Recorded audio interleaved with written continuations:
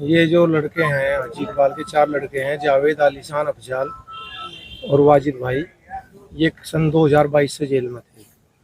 हमारे खिलाफ मुकदमे थे, उनमें सक्षम न्यायालयों से बेल होती रही और लगातार बेल कराते रहे, मुकदमे लिखते रहे।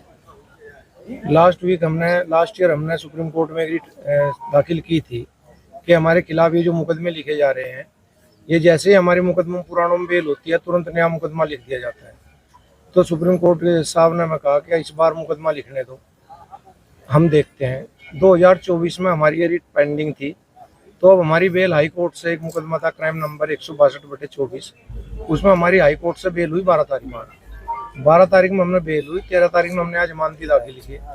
तो जैसे ही जमानती हमारे तस्दीक होने के लिए गए, तो तुरंत ही हमारे खिलाफ एक नया मुकदमा क्राइम नंबर 141/25 थाना मिर्जापुर पर कायम कर दिया गया।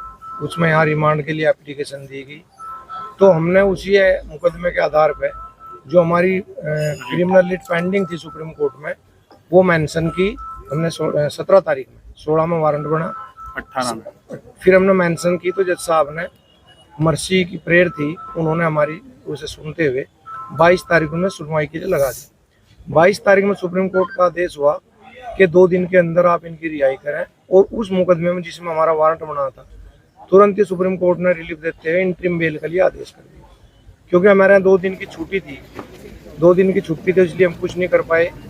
आज हमने दोबारा सुप्रीम कोर्ट में वहाँ हियरिंग हुई और आपके आदेश के ये बताया गया कि आपने आदेश किया था, लेकिन हमारी रिहाई नहीं हो पाई। तो आज वहाँ सुनवाई के ओरल आदेश किए गए कि ना आज ही छोड़ा जाए। तो हमने उन्हीं के आधार पर ऑर्डर दाखिल किया, बेल बॉन्ड दाखिल किए और शाम के टाइम हमारी रिहाई।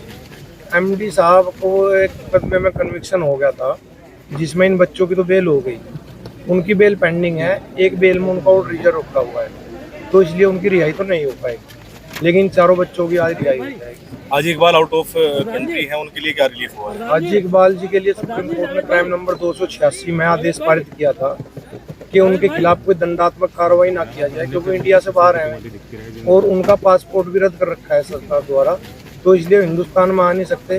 तो सुप्रीम कोर्ट ने आदेश किया था क्राइम नंबर 286/22 में कि वे वीसी के द्वारा जिन विवेचक को भी आवश्यकता है वो अपना नंबर दे देते हैं और वीसी के द्वारा उनके बयान देते हैं।